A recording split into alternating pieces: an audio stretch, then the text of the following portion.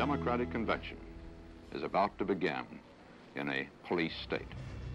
There just doesn't seem to be any other way to say it.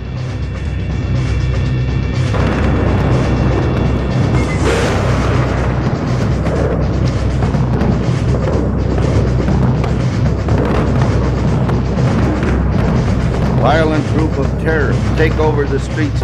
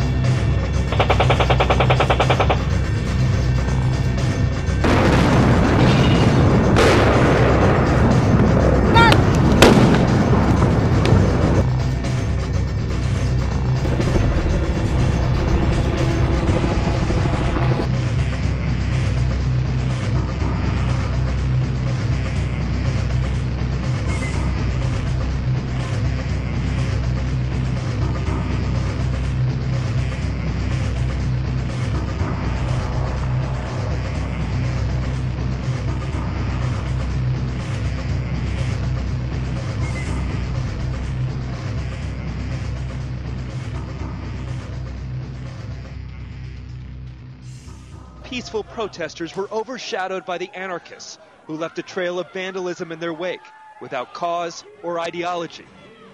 I'm not sure how anyone can say that's protest. It had anything to do with the state capitol. It had nothing to do with the protest zone. We are not millionaires. We're not a multinational corporation. We do not have paid lobbyists. That's right. We're students. We have student loan debt. How else can we make the powers that be listen to us? All we are doing is reinserting civil society's voice into the national public debate.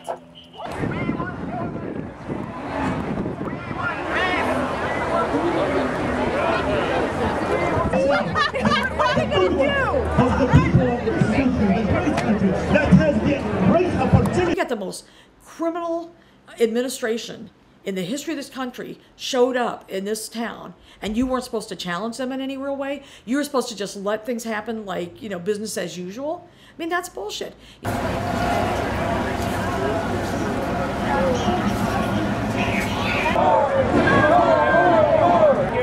So the permitted march is now entering a cattle.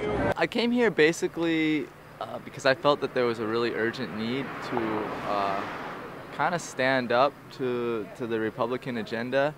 I think increasingly our self-determination is being rapidly taken away. We're losing the whole idea of what it means to be democratic. We get to the start of the cage, okay, and it's this big cage that kind of borders the Excel Center across the street or whatever. And so the group that I was marching with, the anti-capitalists, we paused and we kind of let the group collect. And then we counted down 1, 2, 3, 4, and then we all just ran into the cage. You know, like okay, you want us in a cage? All right, we're in the cage. And then we started chanting, you know, whose cage? Our cage. Whose cage? Our cage. Whose cage? Our cage. Whose cage? Our cage. Whose cage? As we got out of the cage, I think it kind of unified us because we knew that our voice, they were trying to silence our voice and we were refusing to let them silence us. And so when we exited, and then continued the march, it only increased our enthusiasm. Well, the Republican National Convention, it doesn't really have any purpose. It's basically a media spectacle. Funk the War was meant to be a kind of civil disobedience, but something different than just the traditional, like, you know, sit down and get arrested. We were actually hoping that no one would get arrested. Funk the War is basically a mobile dance party complete with moving sound system that has a message of education, not war. We also wanted it to be something empowering and creative because a lot of times, you know, people will come out and go on like one big peace march penned in by cops, And it's like, you don't really feel like that accomplishes anything. You don't really feel empowered after that.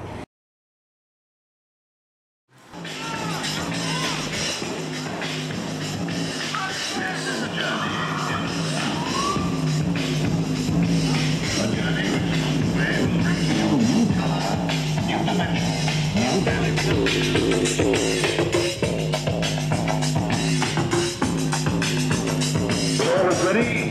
I throw this switch. Now it is 1984. Knock at your front door. It's the Sweden secret police. They've come for your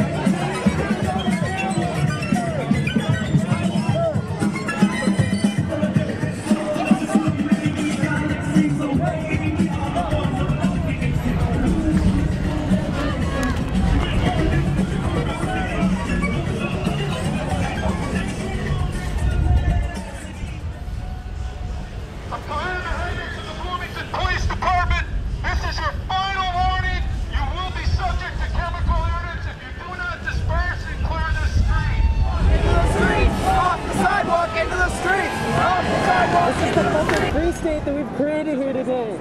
And we're going to create insurrectionary spaces like this as much as we can.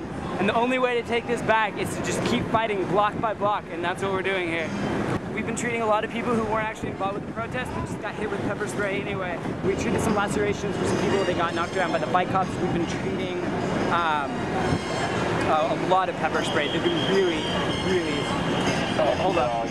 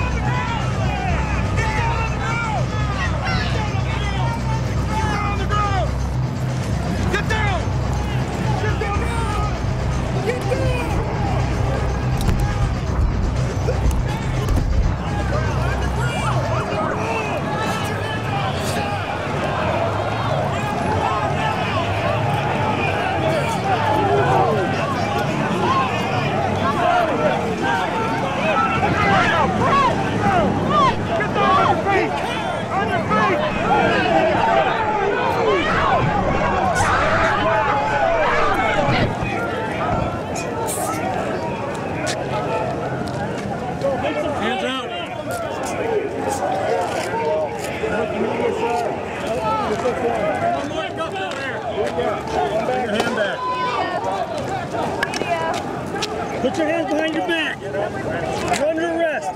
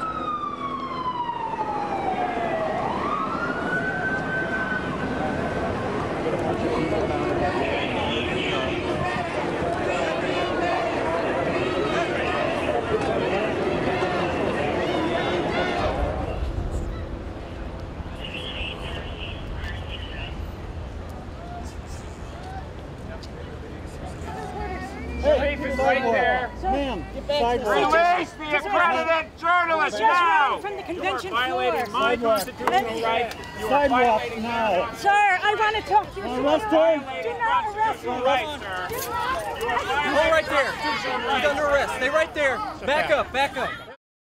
Well, on Monday, I was on the floor of the convention around 4 o'clock interviewing delegates.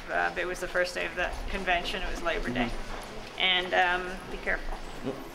And I got a call that from a producer that our two other producers, Shrufo Ducadus and Nicole Salazar, were being arrested at Jackson 7th in St. Paul. I tore out of the convention center by foot and ran with our cameraman, Rick Rowley of Big Noise Films, to the parking lot that was sealed off by riot police. I came up to the police line. The whole area was contained. I ran up, all my credentials flying around my neck because I just come from the convention floor. You get special credentials, you know, sort of security credentials. Right. Be careful. And be careful, okay? Right. And I said, I'm a accredited journalist, Amy Goodman, Democracy Now!, and I want to speak to your commanding officer. 2 of our journalists are inside. Could you please release them? And within a second, they pulled me through the line. And they forcibly twisted my arms behind my back. They handcuffed me with these rigid plastic handcuffs that dig into your wrist. They pushed me against the wall, pushed me down on the ground. I demanded to see our reporters. I heard that they had been hurt. That Nicole had a bloody nose, that Sharif had been hurt as well. I saw Sharif across the way, handcuffed, arm bloody. I demanded to be brought to him. I was. I kept protesting that we were journalists. We should not be under arrest. And then I was arrested by Minneapolis police in St. Paul, and then Secret Service came over and ripped the credentials from my neck. I demanded a receipt for my property, and they refused. All right. And then I was put in the police wagon, and there was Nicole. Nicole had been pushed to the ground, police yelling, "On your face," face on the ground. And they put their knee or boot on her back and were pulling her leg. And she recorded her own violent arrest because she was filming. And she was shouting, "Press, press," showing her press pass. And they violently arrested her anyway. Sharif had been then thrown up against the wall, kicked in the chest and the back. It's just right to the ground, and that's why his arm was bleeding and her face was bloody. Okay, thank you very much. Okay, I was charged with misdemeanor, and they face PC riot, which is probable cause riot. Came to the park next to the river. There's a hip-hop show going on. big hip-hop names, Mos Def and Atmosphere were all playing across the river. And so it was a really mixed crowd. You know, there's kids going to the concert, college kids, families, delegates, security, police, you know, just a wide array of people there for a whole different reasons. And we heard reports of tear gas being used down the street. And there's people running up kind of, oh my gosh, we're being tear gassed, concussion grenades, what's going on? And I was filming, you know, and I wanted to be there to document it. And so I kind of ran up, and I see kids, you know, they got snot coming out of their nose, and they're crying, and, you know, there's kind of a little bit of chaos, but you know, all the demonstrators are being peaceful. But at this point, the police were just basically forming a big line. They had police on cavalry, they had police on bicycles, and then they had the regular riot cops who were reinforced by National Guard. All in gas masks, all in full riot gear. The police steadily started moving in towards the park, okay?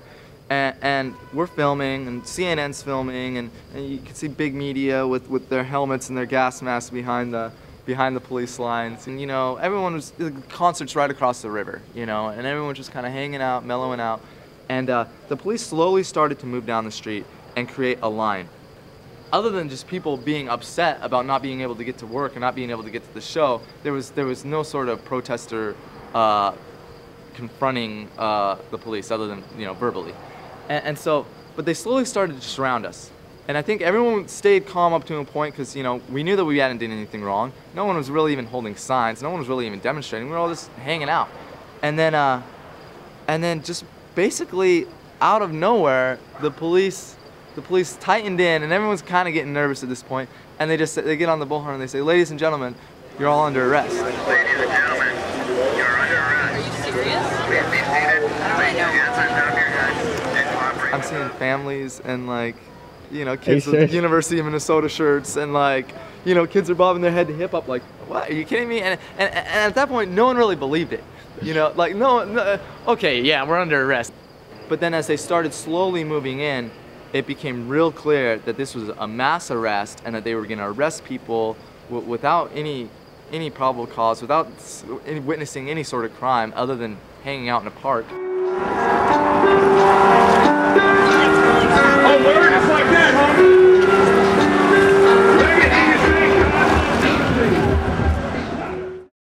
So we have unlawful search and seizure. We have unlawful arrest without probable cause.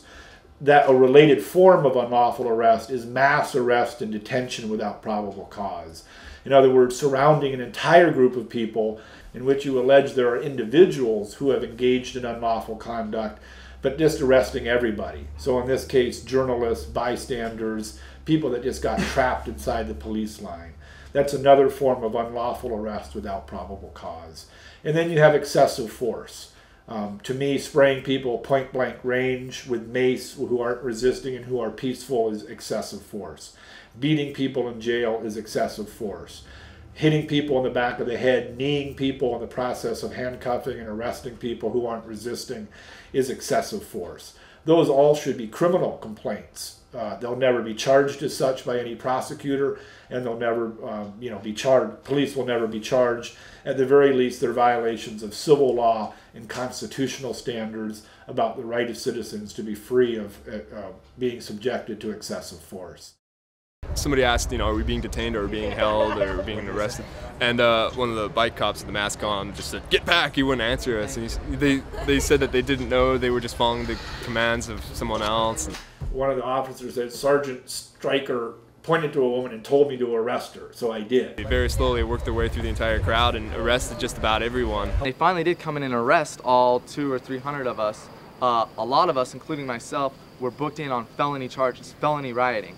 And this is like, I haven't broken a window, I haven't smashed anything, I haven't destroyed any property, I haven't done anything, but now felony rioting. When they were doing the processing, it was ridiculous, because the guy that was filling out my paperwork asked me, "Did you resist? Did you do that?" The only thing that he knew was that I was being charged at the time with a felony, and he was asking me for the rest of the details, because he didn't even know what happened. He's asking me, "Did you resist?" Blah, blah, blah. They told me I was under arrest, and they said, okay. And they say, "Well, this one's misdemeanor, this one's misdemeanor," and they point at me and they say, "That one's felony." And I say, what? Am I in charge of the felony? You kidding me? And they say, yeah. And they didn't really answer any of my questions. But then I hear an officer talking about it with a fellow officer, and they said, yeah, we definitely got that one on writing because he was dancing and exciting the crowd. I was dancing to hip-hop music. Like the people that were filling out the paperwork, on me they were told that it was a felony charge. On other people they're like, so what is this person even being charged with? And they just said, give everyone a felony. Completely arbitrary, you know, like misdemeanor, like we're all doing the exact same thing. We're all sitting in a park, you know, misdemeanor, felony, misdemeanor, felony. I spoke with somebody who said he was sleeping at the park, you know, and he woke up and he had a felony charge, you know. Yeah, I look over at the officer and I say, I'm being charged with a felony right now for dancing. And it wasn't like a conference, it was just clarification for dancing. and the officer just stonewalls me and just says, I'm not fucking talking to you. Really, in the city's view, if you look at what is appropriate political activity as expressed by the mayor, the police chief, it's peaceful picketing with a permit at a time, place, and manner selected, regulated, chosen by the city of St. Paul. Anything else becomes criminal behavior. They want to push it back to acceptable political activity as voting in an election, signing a petition, or applying for a permit to demonstrate at a designated and regulated point in time.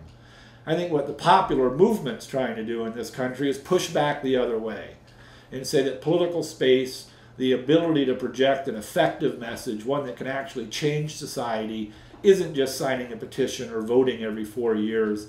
It's about taking to the streets, sometimes in a boisterous or rowdy fashion. Where you want to negotiate that point is a battle really between the power of the state and the interests represented by the state and the power of the people and the interests represented by the people. Civil disobedience is us doing the kinds of things that we do, like having a march across the Edmund Pettus Bridge when they tell us we can't. Because we've got Bull Connor and a bunch of racists trying to stop us. Civil disobedience is young people sitting down at a lunch counter, which African American college students sitting down at a lunch counter. It was illegal for them to be at that whites only lunch counter. That was illegal. That was civil disobedience. And civil disobedience was a certain woman sitting down on a bus where she wasn't supposed to sit and refusing to get up. That's civil disobedience. And that's the kind of stuff that brings change. Not this, and a movement that goes with it, not just those little actions individually, but in a movement that's built to go with it. Not, sitting down one-on-one writing to your congressman. What they want you to do is do all the kind of stuff that's one-on-one, that doesn't involve any collectivity, that doesn't involve any kinds of, making them uncomfortable or forcing their hand or anything like that. People that want to challenge this system that is out here killing people in these wars. We got the most criminal administration in the history of this country showed up in this town, and you weren't supposed to challenge them in any real way. You were supposed to just let things happen like, business as usual. I mean, that's bullshit.